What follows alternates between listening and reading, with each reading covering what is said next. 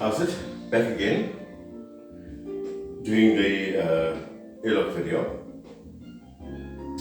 So, having uploaded my first video on lockdown sinus with Brian Aliphon, and having spoken to people close to me, I've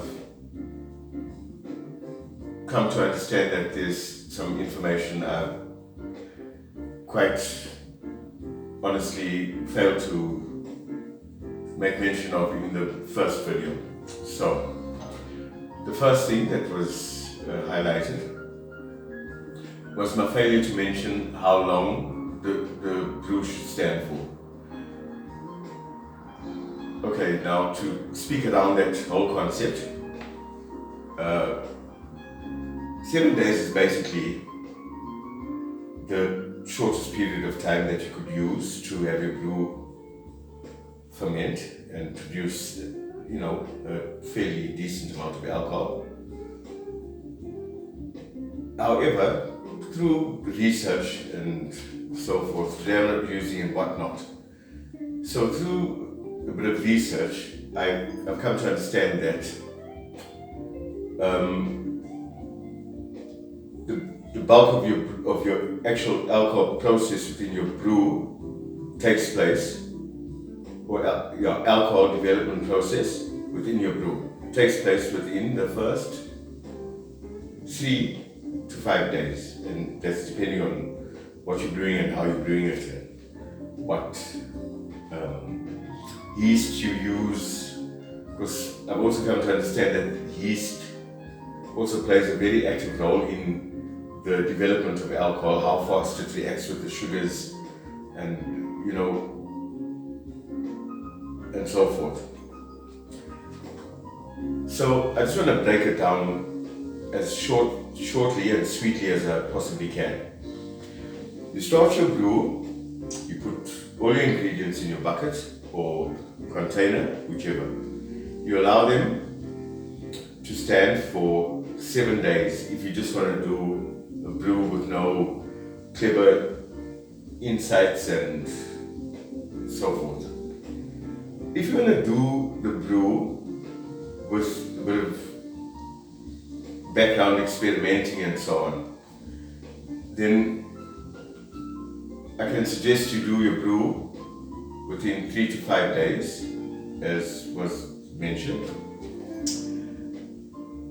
Within the first 12 to 24 hours of starting your brew, you can boost it by adding sugar and yeast to the must, which is what that's called now, the must. So if you want to boost the alcohol development process and create more alcohol within your must, that's a way to go about doing it. I mean, the exact figures, ratios and so forth, I haven't come to understand because that wasn't explained. It was just broadly mentioned that can happen effectively within the first 12 to 24 hours. So this is it again. If you're going to do just a standard brew, like the Hunter's apple cider thing, 7 days. Pack everything in a bucket, let it chill for 7 days. After 7 days, scoop it out, drink it and have a party. If you want to go about to where I've come to understand the system to work, is I pack it in here, put an airlock on, I watch what's going on within the brewing process. There's an option to an airlock, which is a balloon. So, basically that's it. Further, let me go into the detail on how an airlock is made. I'm going to come to the front here now because I actually would like to show you in as much detail as I possibly can. Okay, this is a container laying on its back, bones in the sky. So you can put a balloon on this. You can act as your outlet, your exhaust. You can pierce two small holes, preferably in the nipple section, like the thick part, the darker part. That is what is normally referred to as a nipple. So you prick 2 holes in that, and that allows the carbon dioxide within your must during the alcohol development process to expel without allowing oxygen in. Because if I didn't mention it 100 times, I didn't mention it once in the first video, alcohol can only be produced in the absence of oxygen. Right. Now, this is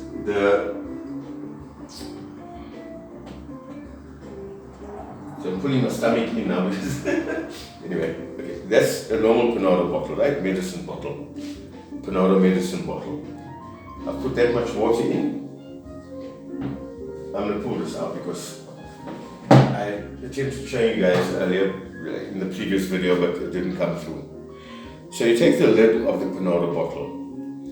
You take a drill bit, measured about to that size of diameter on the shank, similar to the diameter of the pipe, the outside diameter that is. Then you drill 2 holes atop the lid of the bottle. You have two pieces of pipe that are going to go in there. A short piece, like such, thereabouts, which is the tail piece, like your tail end of the exhaust pipe on your motor car. So that's that one. Then this piece comes from the engine and pushes through the retarder, I think they call them, yeah, which are the exhaust systems, the new ones today.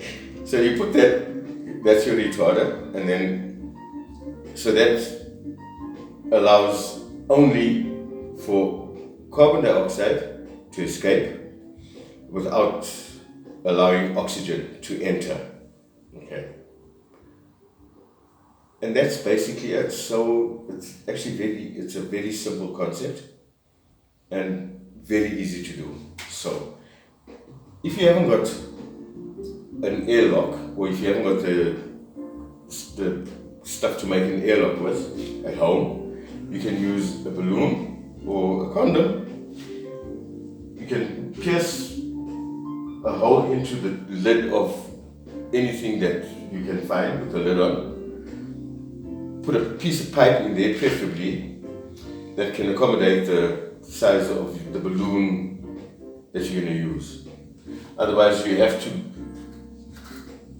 fasten it down with an elastic band to ensure that oxygen doesn't enter your container that's producing your alcohol, right?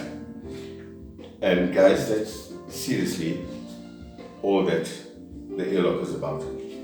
Preventing oxygen going in whilst allowing carbon dioxide to go out. Thank you.